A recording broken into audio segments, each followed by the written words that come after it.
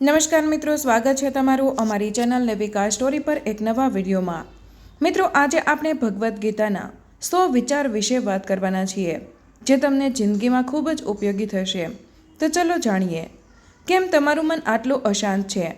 કેમ રાત્રે પથારીમાં પડ્યા પછી પણ મગજમાં હજારો વિચારોનો ઘોંઘાટ ચાલે છે? કેમ સખત મહેનત કરવા છતાં તે સફળતા નથી મળતી જેના તમે હકદાર છો? કેમ એવા લોકો જ દગો આપે છે જેમના પર તમે સૌથી વધુ વિશ્વાસ કર્યો હતો? શું તમે ક્યારેય જીવનના એવા વળાંક પર આવીને ઊભા છો જ્યાં ચારેય બાજુ અંધારું લાગે છે, જ્યાં મનમાં હજારો સવાલોનો ઘોંઘાટ છે, પરંતુ જવાબ એક પણ નથી? આપણે બધા ક્યારેક ને ક્યારેક વિચારીએ છીએ કે હું કોણ છું, મારે શું કરવું જોઈએ, સાચો રસ્તો કયો છે? જો હું તમને કહું કે આ બધા જ જટિલ પ્રશ્નોનો જવાબ હજારો વર્ષો પહેલાં યુદ્ધના મેદાનની વચ્ચે અપાઈ ચૂક્યો છે। એક એવો ગ્રંથ જે ફક્ત ધર્મની નહીં પરંતુ જીવન જીવવાની કળા શીખવે છે, એ છે શ્રીમદ ભાગવદ્ ગીતા। પરંતુ 700 શ્લોક અને 18 અધ્યાય સમજવાનો સમય કોની પાસે છે? શું થશે જો હું તમને કહું કે ગીતાનો એ આખો સાર, એ અમૂલ્ય જ્ઞાન જે તમારા જીવનને બદલી શકે છે, તે અમે 100 શક્તિશાળી વિચારોમાં ભેગું કર્યું છે। આ કોઈ સામાન્ય વિડીયો નથી, આ એક યાત્રા છે। જો તમે લોકો આ 100 વિચારોને તમારા મનમાં ઉતારી લીધા, તો હું દાવો કરું છું કે આ વિડીયો પૂરો થાય ત્યાં સુધીમાં તમે એ જ વ્યક્તિ નહીં રહો જેણે આ વિડીયો શરૂ કર્યો હતો। આ વિચારધારાને દરરોજ રાત્રે સૂતા પહેલાં અચૂક સાંભળજો, તમારું જીવન બદલાઈ જશે। આ અલૌકિક યાત્રા શરૂ કરતા પહેલાં, જો તમે પણ માનો છો કે આ જ્ઞાન દરેક મનુષ્ય સુધી પહોંચવું જોઈએ, તો અત્યારે જ આ વિડીયોને લાઈક કરીને તમારા પરિવારજનો સાથે શેર કરો અને જીવન બદલી નાખનાર આવા જ વિડીયો જોવા માટે ચેનલ નેવિકા સ્ટોરીને સબસ્ક્રાઇબ કરવાનું બિલકુલ ન ભૂલતા। તો ચાલો તમારો શ્વાસ થંભાવી દો અને જાણીએ ગીતાના એ 100 અમૂલ્ય રહસ્યો જેની તમને અત્યારે સૌથી વધારે જરૂર છે। ભગવાન શ્રી કૃષ્ણ કહે છે કે સત્યની શક્તિ અજય છે। ભલે ગમે તેટલો ઘોર અંધકાર હોય, ભલે અસત્યનો ઘોંઘાટ ગમે તેટલો મોટો હોય, પરંતુ સત્યની એક નાનકડી જ્યોત પણ તે અંધકારને ચીરવા માટે પૂરતી છે। સત્ય કદાચ ક્ષણભર માટે દબાઈ શકે, પરંતુ ક્યારેય હારી શકતું નથી। એટલે જ મનુષ્યએ હિંમતભેર હંમેશા સત્યના માર્ગ પર જ ચાલવું જોઈએ। આ સંસારનું સૌથી મોટું અને અટલ સત્ય છે મૃત્યુ। આપણે આનાથી ડરીએ છીએ, પરંતુ શ્રી કૃષ્ણ કહે છે કે આ તો એક પ્રક્રિયા છે। જ્યાંથી સૃષ્ટિ બની છે, ત્યાંથી જન્મ અને મૃત્યુનું આ ચક્ર અવિરત ચાલતું આવ્યું છે। આને સમજવા માટે તેમણે એક સુંદર ઉદાહરણ આપ્યું છે। જે રીતે આપણે આપણા જૂના, ફાટી ગયેલા કે મેલા થયેલા વસ્ત્રો ત્યાગીને ખુશીથી નવા વસ્ત્રો પહેરીએ છીએ, બસ એ જ રીતે આપણી આત્મા પણ આ જૂના, નબળા કે રોગિષ્ટ શરીરને ત્યાગીને નવું શરીર ધારણ કરે છે। આ પ્રકૃતિનો નિયમ છે। જેણે આ સત્યને સ્વીકારી લીધું, તે મૃત્યુના ભયથી મુક્ત થઈને વર્તમાનમાં જીવવાનું શરૂ કરી દે છે। અને જે વ્યક્તિ આ જન્મ મૃત્યુના ચક્રને સમજી જાય છે, તે જ્ઞાની બની જાય છે। આવો જ્ઞાની પુરુષ ક્યારેય શોક નથી કરતો। તે ન તો એના માટે રડે છે જે ચાલ્યા ગયા છે, મૃત્યુ પામ્યા છે, કારણ કે તે જાણે છે કે તેમનો નાશ નથી થયો, બસ શરીર બદલાયું છે। અને તે ન તો એમના માટે બહુ ચિંતા કરે છે જે હજુ જીવિત છે, કારણ કે તે જાણે છે કે આજે જે જીવે છે તેને પણ એક દિવસ આ શરીર છોડવાનું જ છે। તે દરેક પરિસ્થિતિમાં શાંત અને સ્થિર રહે છે। ગીતાનો સાર છે કર્મ। ભગવાન અર્જુનને સ્પષ્ટ કહે છે કે આ સંસારમાં તારો જન્મ જ કર્મ કરવા માટે થયો છે। કોઈ પણ મનુષ્ય એક ક્ષણ માટે પણ કર્મ કર્યા વગર રહી જ નથી શકતો, ભલે તે શ્વાસ લેવાનું કર્મ જ કેમ ન હોય। પરંતુ ગીતા શીખવે છે કે કર્મ કેવી રીતે કરવું। મનુષ્ય પરિણામ શું આવશે, મને સફળતા મળશે કે નિષ્ફળતા, તેની ચિંતા કર્યા વગર બસ પોતાના કર્તવ્યનું પાલન કરવું જોઈએ। તમારું કામ ફળની આશા રાખ્યા વગર તમારું શ્રેષ્ઠ આપવાનું છે।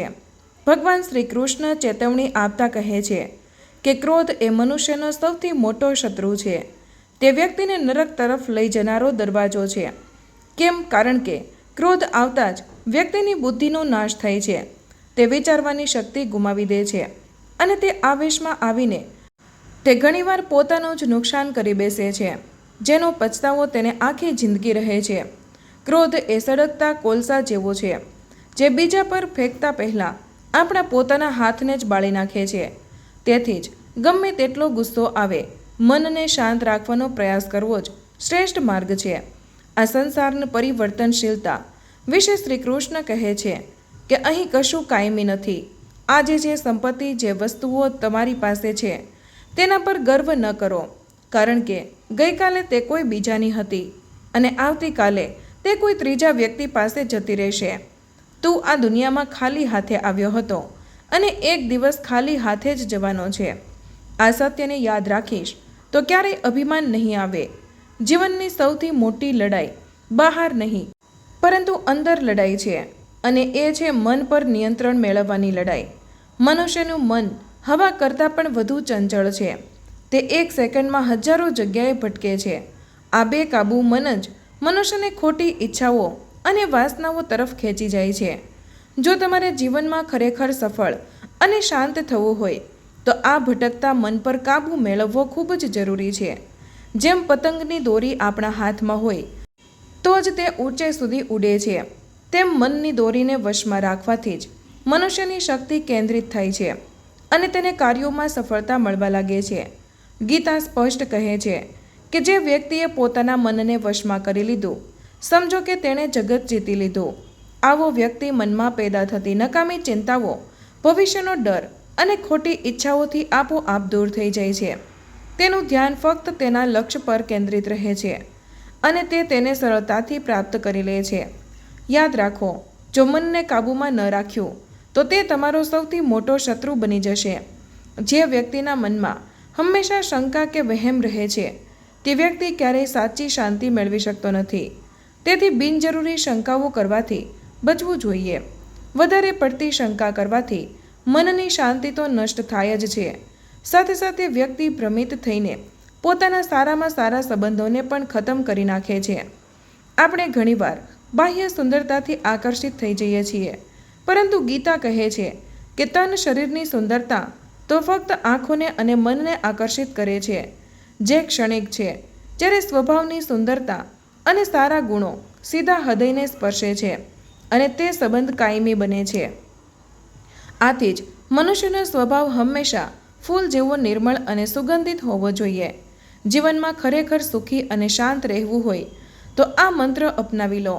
કોણ શું કરી રહ્યું છે, તે કેવી રીતે કરી રહ્યું છે અને તે શા માટે કરી રહ્યું છે, આ બધા વિચારોથી તમે જેટલા દૂર રહેશો, બીજાના જીવનમાં ડોકિયું કરવાનું બંધ કરશો, તેટલા જ તમે વધુ ખુશ રહેશો.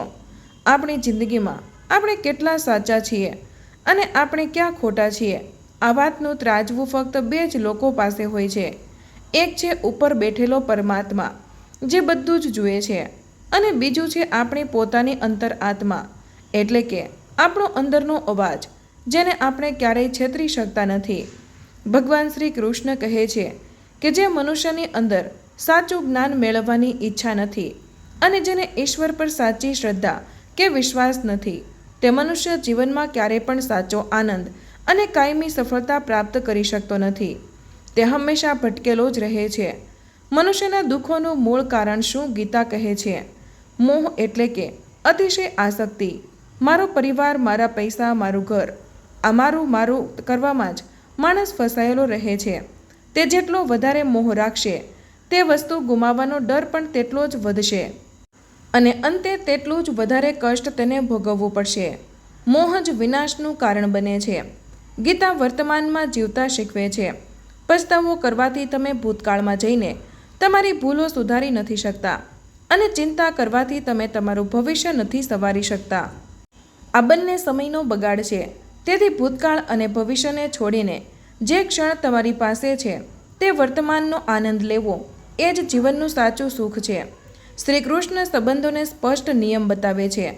જે વ્યક્તિ નિસ્વાર્થ ભાવે તમારો સાથ આપે છે, ખરાબ સમયમાં તમારી પડખે ઊભો રહે છે, તમે પણ પૂરી નિષ્ઠાથી તેનો સાથ આપો. પરંતુ જે વ્યક્તિ જાણી જોઈને તમને ધોખો આપે છે કે તમારું ખરાબ કરે છે, તેવા વ્યક્તિને વારંવાર માફ કરીને સંબંધ ટકાવવા કરતાં તેને ત્યાગી દેવો એ જ યોગ્ય છે. તમારા આત્મસન્માનનું હંમેશા રક્ષણ કરો.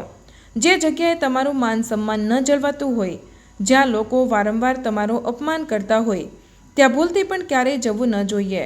નહીંતર લોકો તમને કમજોર, લાચાર અને મૂર્ખ સમજવા લાગશે. આ એક બહુ ઊંડી વાત છે. જેમ કે જ્યાં વરસાદ ન પડે ત્યાં ખેતરનો આખો પાક ખરાબ થઈ જાય છે.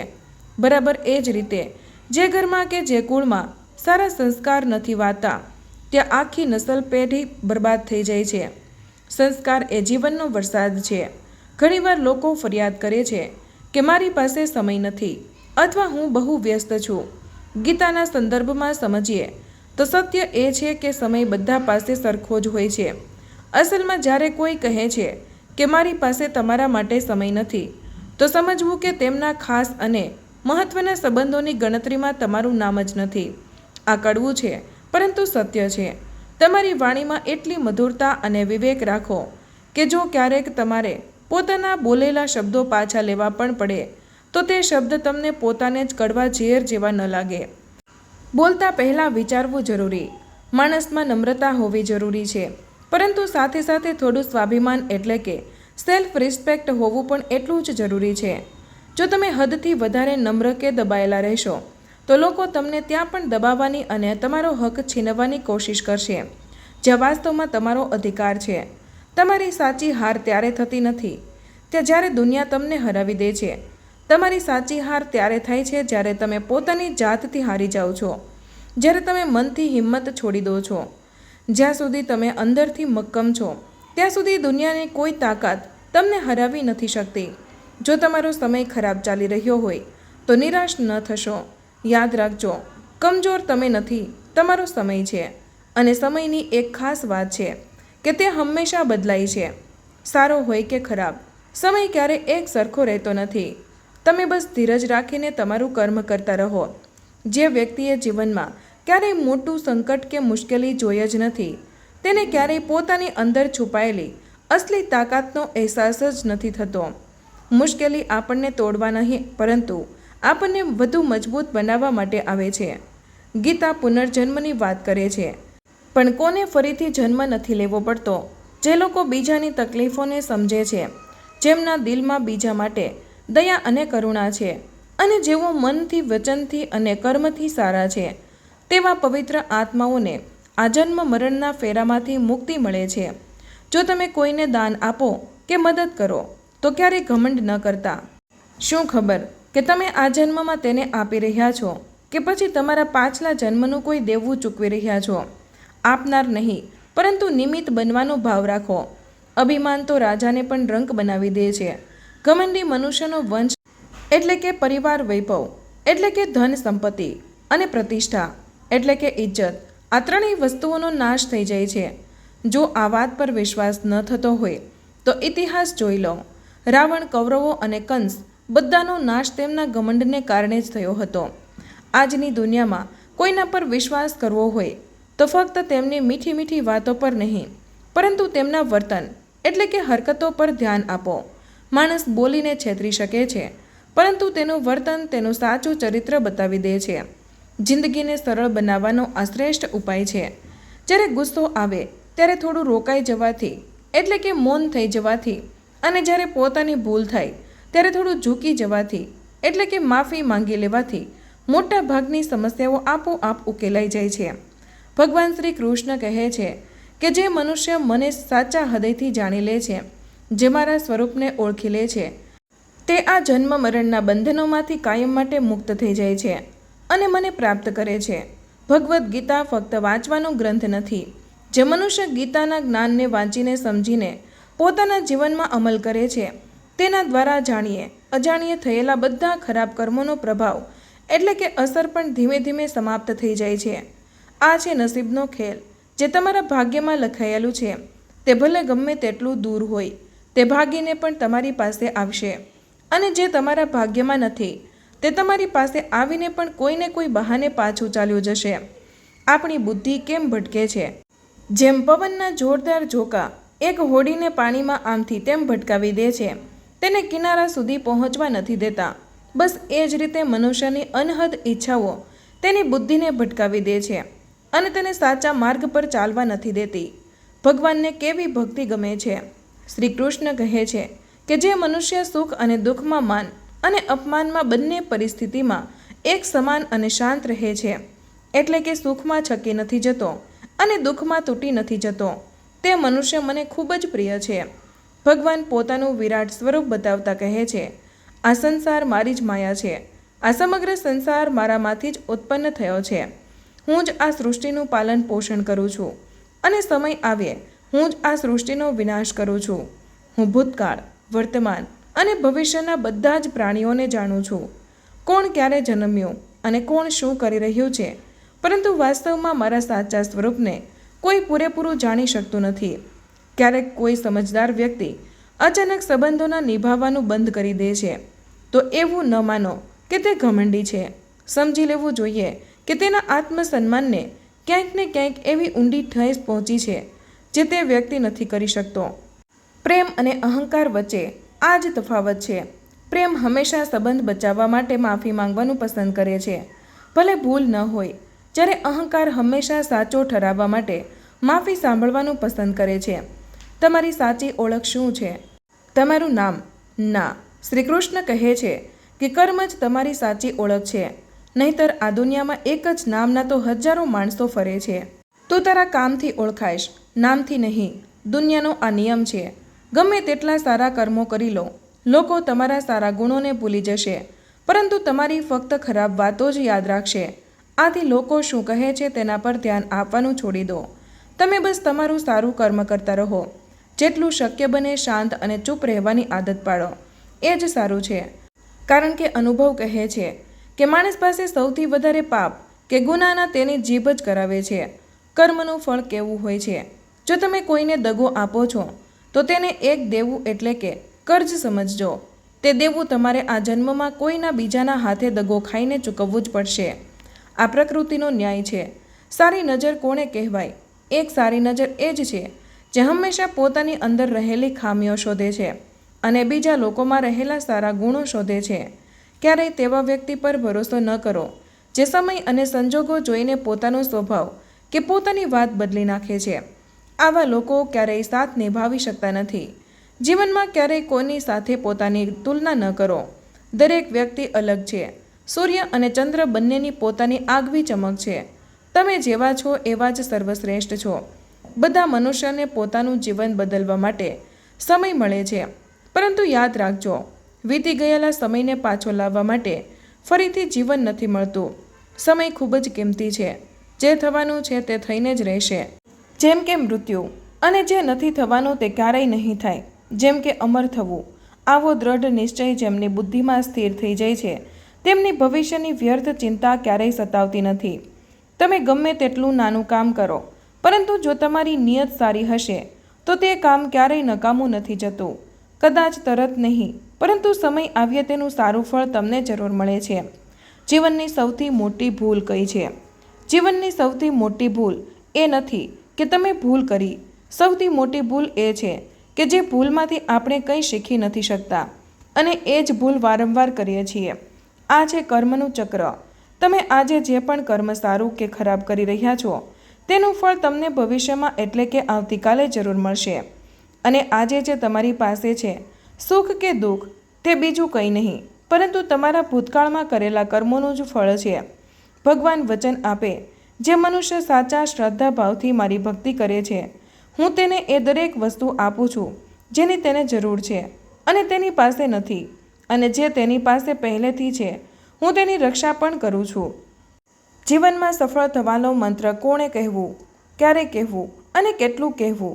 જો તમે આ 3 વાત બરાબર સમજી લીધી તો સમજી લો કે તમે તમારી જિંદગીના સાચા અર્થમાં સફળ સાર્થક બની ચૂક્યા છો. ભગવાન શ્રી કૃષ્ણ કહે છે, જીવનમાં ક્યારે મોકો મળે તો કોઈના માટે સારથી એટલે કે માર્ગ બતાવનાર બનજો, પરંતુ ક્યારેય સ્વાર્થી એટલે કે પોતાનો જ વિચાર કરનાર નહીં. તમારું હૃદય કેવું છે તે તમારી સલાહ પરથી ખબર પડે છે. જેનું હૃદય ધર્મથી ભરેલું છે તે હંમેશા ધર્મ અને સત્યની જ સલાહ આપશે, અને જેનું હૃદય અધર્મથી ભરેલું છે તે હંમેશા ખોટી અને અધર્મની જ સલાહ આપશે. આજની દુનિયામાં માણસ એટલે દુઃખી નથી કે તે ઈશ્વરને નથી માનતો. મોટા ભાગના લોકો માને જ છે. માણસ એટલે દુઃખી છે કારણ કે તે ઈશ્વરની એક પણ વાત નથી માનતો. ધીરજ કેમ રાખવી? કારણ કે સમય આવવા પર બધાને બધું મળે જ છે, પરંતુ સમય પહેલાં જ બધું મેળવી લેવાની ઈચ્છા એટલે કે ઉતાવળ એ જ માણસના દુઃખનું કારણ બને છે. જે લોકો પ્રેમને બકવાસ કે સમયનો બગાડ કહે છે તેઓ મૂર્ખ છે. પ્રેમ આ સંસારનો મૂળ આધાર છે. આ સંસાર પ્રેમથી જ બન્યો છે અને પ્રેમથી જ ટકેલો છે. સંબંધોમાં નિયમિત અંતર એટલે કે થોડો સ્પેસ સંબંધોને મજબૂત બનાવે છે અને જોડે છે, પરંતુ અનિયમિત અંતર એટલે કે હદથી વધારે દૂરી અથવા બેદરકારી એ જ સંબંધોને કાયમ માટે તોડી નાખે છે. મનુષ્ય પોતાના વિશ્વાસથી બનેલો છે. જેવો તે દ્રઢ વિશ્વાસ કરે છે તેવો તે ધીમે ધીમે બની જાય છે. જો તમે માનશો કે તમે સફળ થશો તો તમે જરૂર થશો. આ સંસારમાં ભાગ્યથી વધારે અને સમયથી પહેલાં ન તો ક્યારેય કોઈને મળ્યું છે અને ન ક્યારેય કોઈને મળશે. તેથી જે મળ્યું છે તેમાં સંતોષ રાખો અને ધીરજ રાખો. જીવનમાં પોતાની વાણી પર સંયમ રાખો ખૂબ જ જરૂરી છે, કારણ કે તલવારથી આપેલા ઘા સમય જતાં ભરાઈ જાય છે, પરંતુ વાણી એટલે કે શબ્દોથી આપેલા ઘા ક્યારેય ભરાતા નથી. શ્રી કૃષ્ણ કહે છે, જરૂર પડે ત્યારે લડતા શીખો, ધર્મ માટે લડતા શીખો, અધર્મીઓનો કાળ બનતા શીખો અને જ્યાં જરૂર પડે ત્યાં પોતાના માટે ત્યાગ કરતા પણ શીખો. સત્ય હંમેશા પાણીમાં નાખેલા તેલના એક ટીપા જેવું હોય છે. તમે ભલે ગમે તેટલું અસત્યનું પાણી તેની ઉપર નાખો, તે હંમેશા ઉપર જ તરીને આવશે. સત્ય છૂપતું નથી. જીવનમાં આ 3 વાતો યાદ રાખજો. ક્યારે પણ કોઈને અતિશય આનંદમાં વચન ન આપો, ક્યારેય કોઈને ભયંકર ક્રોધમાં ઉત્તર ન આપો અને ક્યારેય ઊંડા દુઃખમાં નિર્ણય ન લો. આ 3 ખોટા સાબિત થઈ શકે છે. કોઈ માણસ ભલે આખી દુનિયાનું જ્ઞાન મેળવી લે, ભલે તે આખા જગતને જાણી લે, પરંતુ જો તે પોતાની જાતને નથી જાણતો કે હું કોણ છું, તો તે અજ્ઞાની જ છે. જો કોઈ તમને ઠુકરાવી દે કે તમારી કિંમત ન સમજે તો ખરાબ ન લગાડશો. બસ એટલું જ સમજજો કે તેઓ વાસ્તવમાં તમારી અસલી કિંમત જાણતા જ નથી. હીરાની પરખ ઝવેરી જ કરી શકે. સંબંધોની સાચી વ્યાખ્યા જે સંબંધી આપણને રડાવી દે, આપણા દુઃખમાં આપણી સાથે રડે, તેનાથી ઊંડો કોઈ સંબંધ નથી. અને જે સંબંધ આપણને રડતા હાલતમાં એકલા છોડી દે, તેનાથી કમજોર કોઈ સંબંધ નથી. જીવનમાં હંમેશા શાંત રહો. શાંત રહેવાથી તમે પોતાને અંદરથી ખૂબ જ મજબૂત અનુભવશો. આનું કારણ શું? કારણ કે લોખંડ જ્યારે ઠંડુ હોય ત્યારે જ સૌથી મજબૂત હોય છે. ગરમ થવા પર તો તેને કોઈ પણ આકારમાં ઢાળી શકાય છે. શાંત વ્યક્તિને કોઈ તોડી નથી શકતું. જ્યારે કોઈ વિપત્તિ કે મુશ્કેલ સમય આવે ત્યારે તમને આ 7 ગુણો બચાવશે. તમારું જ્ઞાન, તમારી વિનમ્રતા, તમારી બુદ્ધિ, તમારી અંદરનું સાહસ, તમારા કરેલા સારા કર્મો, સાચું બોલવાની આદત અને ઈશ્વરમાં અતૂટ વિશ્વાસ. મુશ્કેલ સમય આવે ત્યારે વ્યક્તિ ઘણીવાર એકલો પડી જાય છે, પરંતુ એ જ મુશ્કેલીઓ એ વ્યક્તિને એટલો અનુભવ આપે છે કે તે પહેલાં કરતાં અનેક ગુણો વધુ મજબૂત બની જાય છે. સન્માનનો વ્યવહાર બરાબર હોવો જોઈએ. જે તમને સન્માન આપે તેને જ સન્માન આપો. જે તમારું અપમાન કરે છે તેને જોઈને પણ માથું ઝુકાવવું એ નમ્રતા નહીં, પરંતુ કાયરતાનું લક્ષણ છે. દુનિયામાં આપણી સામે ભલે ગમે તેવી ખરાબ પરિસ્થિતિ આવી જાય, હિંમત હારવાને બદલે એક કામ કરવું, પોતાનું જીવન અને પોતાની બધી જ ચિંતાઓ એ ઉપરવાળાને સોંપી દેવી અને તે જેમ કરાવે તેમ કરવું.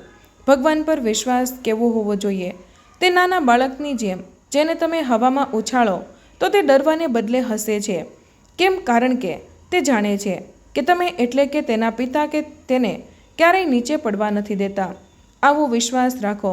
શ્રી કૃષ્ણ વચન આપે છે કે તું કારણ વગર મન નાનું ન કર. જીવનમાં એવો સમય પણ આવશે જ્યારે તારા પોતાના લોકો તારાથી મોઢું ફેરવી લેશે. ચિંતા ન કર, ત્યાં હું તારો સાથ દઈશ. સ્વાભિમાન જાળવવું, કોઈની આગળ એટલા પણ ન ઝૂકી જાઓ કે તે તમને પડેલા, કચરાયેલા કે તુચ્છ સમજવા લાગે. નમ્રતા અને લાચારીમાં ફરક છે. આ દુનિયાની રીત છે. લોકો તમારી કદર ત્યારે જ કરશે જ્યારે તમે તેમને તેમની જ ભાષામાં જવાબ આપતા શીખી જશો. એટલે કે જેવી રીતે તેઓ તમને નજરઅંદાજ કરે છે, તમે પણ તેમને એ જ રીતે નજરઅંદાજ કરવાનું શીખી જશો. જે સંબંધ આપણને રડાવી દે તેનાથી ઊંડો કોઈ સંબંધ નથી. જે સંબંધ આપણને રડતા છોડી દે તેનાથી કમજોર કોઈ સંબંધ નથી. અને જે સંબંધ આપણા ખરાબ સમયમાં પણ આપણો સાથ નિભાવે તેનાથી મોટો કોઈ સંબંધ નથી. પોતાના અને પારકાની વ્યાખ્યા. શ્રી કૃષ્ણ કહે છે, જે તમારી ભાવનાઓને સમજે, જે પોતાનો અને જે ભાવનાઓથી પરે હોય, જેને તમારા દુઃખ સુખથી ફરક ન પડે, તે પરાયો. જે દૂર રહીને પણ દિલથી પાસે હોય તે પોતાનો, અને જે પાસે રહીને પણ દિલથી દૂર હોય તે પરાયો. મનુષ્ય હંમેશા પોતાના ભાગ્યને કોસે છે કે મારું નસીબ જ ખરાબ છે, પરંતુ એ વાત જાણતો હોવા છતાં ભૂલી જાય છે કે ભાગ્યથી પણ ઊંચક્યું તેનું કર્મ છે, જે તેના પોતાના હાથમાં છે. કર્મથી ભાગ્ય બદલી શકાય છે. એક સમજદાર વ્યક્તિ એ જ છે જે બીજા સફળ લોકોને જોઈને તેમની વિશેષતાઓમાંથી શીખે છે. તે ક્યારેય તેમની સાથે તુલના કે ઈર્ષા કરતો નથી. આ દુનિયામાં કોઈને કોઈનું સાચું હમદર્દ, સાચો સાથી નથી હોતું. આ કડવું સત્ય છે.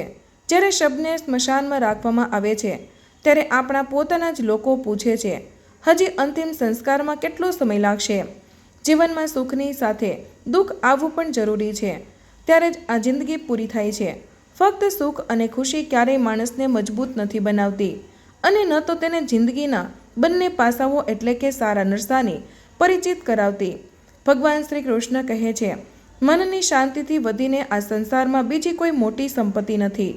જે વ્યક્તિએ પોતાના મનને ગમે તેવી પરિસ્થિતિમાં શાંત રાખતા શીખી લીધું છે, તેનાથી વધારે ધનવાન આ સંસારમાં બીજું કોઈ નથી. સમય ક્યારેય મનુષ્યના બનાવેલા માર્ગ પર નથી ચાલતો. ઉલટાનું મનુષ્યને સમયના બતાવેલા માર્ગ પર ચાલવું પડે છે. તેને જ નિયતિ, નસીબ કહે છે. સમય સાથે ચાલવું જ યોગ્ય છે. આપણને જ જીવન કઠિન કેમ લાગે છે? જીવન કઠિન ત્યારે લાગે છે જ્યારે આપણે આપણી જાતને બદલવાને બદલે બહારની પરિસ્થિતિઓને બદલવાનો પ્રયાસ કરીએ છીએ. પરિસ્થિતિ નહીં, મનસ્થિતિ બદલો. આખી દુનિયામાં ફક્ત માતા અને પિતા જ એવા બે માણસ છે જેઓ દિલથી ઈચ્છે છે કે અમારા બાળકો અમારા કરતાં પણ વધારે સફળ અને કામયાબ બને. વક્ત, સમય, દોસ્તો, મિત્ર અને સંબંધો, આ એવી 3 વસ્તુઓ છે જે આપણને જીવનમાં ફક્ત મળે છે, પરંતુ તે કેટલા અમૂલ્ય છે તેનો અહેસાસ આપણને ત્યારે જ થાય છે જ્યારે તે ક્યાંક ખોવાઈ જાય છે. જિંદગીની આ જ કશ્મકશ છે. કેટલાક દર્દ એવા હોય છે જે એટલા ઊંડા હોય છે કે આપણને જીવવા નથી દેતા, અને કેટલાક કર્જ એવા હોય છે જેની જવાબદારી આપણને મરવા પણ નથી દેતી. તમે ભલે આખી જિંદગી ગમે તેટલા સારા કર્મો કરી લો, પરંતુ લોકો કદર નહીં કરે. તમારી સાચી તારીફ તો ફક્ત ત્યારે જ થશે જ્યારે તમે સ્મશાનમાં હશો. જો તમે કોઈને તેની ભૂલ માટે એકવાર માફ કરો છો તો તમે સમજદાર છો. જો તમે તે જ વ્યક્તિને તેની બીજી ભૂલ માટે પણ માફ કરો છો તો તમે ખૂબ જ નરમ દિલના છો. પરંતુ જો તમે તે જ વ્યક્તિને તેની ત્રીજી ભૂલ માટે પણ માફ કરો છો તો તમે દુનિયાના સૌથી મોટા મૂર્ખ છો. જીવનની સૌથી મોંઘી વસ્તુ કઈ છે? એ છે તમારો વર્તમાન સમય. જે ક્ષણ એકવાર ચાલી જાય તો પછી આખી દુનિયાની સંપત્તિ આપીને પણ તેને આપણે પાછી ખરીદી નથી શકતા. સંસારના સાથમાં એટલે કે સંયોગમાં જે સુખ દેખાય છે તેમાં છુપાયેલું દુઃખ પણ મળેલું રહે છે, પરંતુ સંસારના વિયોગથી એટલે કે મોહ છોડવાથી સુખ દુઃખથી પરે ક્યારેય ન તૂટે એવો અખંડ આનંદ પ્રાપ્ત થાય છે. ઈશ્વર પર શ્રદ્ધા રાખો. ઈશ્વર પાસે કંઈક માંગવા પર ન મળે તો તેનાથી નારાજ ન થતા, કારણ કે ઈશ્વર એ નથી આપતો જે તમને સારું લાગે છે, બલકે તે જ વસ્તુ આપે છે જે તમારા માટે સારી હોય છે. જિંદગીમાં એક એવા માણસનું હોવું ખૂબ જ જરૂરી છે જેને તમારા દિલનો હાલ એટલે કે દુઃખ બતાવવા માટે શબ્દોની જરૂર ન પડે, જે તમારી આંખો જોઈને જ બધું સમજી જાય. કદાચ તેને જ પરમાત્મા કહે છે. શ્રી કૃષ્ણ કહે છે, જે વ્યક્તિ પોતાના મૃત્યુ સમયે એટલે કે અંતિમ શ્વાસે મને યાદ કરતાં કરતાં પોતાનું શરીર ત્યાગે છે તે સીધું મારા પરમધામ એટલે કે વૈકુંઠને પ્રાપ્ત થાય છે. આ દુનિયામાં લોકો કેવી રીતે બદલાય છે? વક્ત એટલે કે સમય સંજોગો જોઈને બદલાય છે, અને પોતાના એટલે કે સ્વાર્થી લોકો તક જોઈને બદલાય છે. જ્યારે લોકો તમારી બુરાઈ કરે તો તમે પરેશાન ન થાઓ. ઉલટાનું સમજો કે આ એ જ લોકો છે જેમને તમને મહત્ત્વ આપવાની કોઈ બીજી રીત આવડતી જ નથી. સાચું જ્ઞાન કોને કહેવાય? જાણવાની શક્તિ એટલે કે જૂઠને સાચાથી અલગ કરવાની જે વિવેક બુદ્ધિ છે, બસ એ જ વિવેક બુદ્ધિનું નામ જ્ઞાન છે. શ્રી કૃષ્ણ કહે છે, હું ક્યાં નથી, હું આ ધરતીની મધુર સુગંધમાં છું, હું અગ્નિની ઉષ્મા ગરમીમાં છું, હું બધા જીવિત પ્રાણીઓનું જીવન છું, અને સંન્યાસીઓનો આત્મસંયમ પણ હું જ છું. જે રીતે વિશાળ સમુદ્રને પાર જવા હોડી જ એકમાત્ર સાધન છે, બરાબર તે જ રીતે આ સંસારમાંથી મુક્તિ મેળવવી સ્વર્ગ સુધી પહોંચવા માટે સત્ય જ એકમાત્ર સીડી છે. મિત્રો, આ હતા શ્રીમદ ભગવદ્ ગીતાના એ 100 મહાન વિચારો જે ફક્ત શબ્દો નથી પણ સંપૂર્ણ જીવન દર્શન છે. આપણે ન બોલીએ છતાં તે સાંભળી લે છે, એટલે જ તેનું નામ પરમાત્મા છે. અને તે ન બોલે છતાં આપણને સંભળાય, બસ તેનું જ નામ શ્રદ્ધા. ગીતાના આ વિચારોને ફક્ત સાંભળવા નહીં, પરંતુ જીવનમાં ઉતારવાનો પ્રયાસ કરજો. તો મિત્રો, આજનો વિડીયો અહીં પૂર્ણ કરીએ છીએ. આજની આ માહિતી તમને કેવી લાગી અને આ વિડીયો કયા શહેરમાંથી સાંભળી રહ્યા છો તે કમેન્ટમાં જરૂર જણાવજો. માહિતી પસંદ આવી હોય તો વિડીયોને લાઇક અને તમારા મિત્રો સાથે શેર કરજો. ચેનલ પર નવા હોય તો ચેનલને સબસ્ક્રાઇબ કરવાનું ભૂલશો નહીં. મળીએ એક નવા વિડીયોમાં. ત્યાં સુધી તમામ મિત્રોને જય શ્રી કૃષ્ણ. ધન્યવાદ. વિડીયોના અંત સુધી બન્યા રહેવા બદલ તમારો ખૂબ ખૂબ આભાર.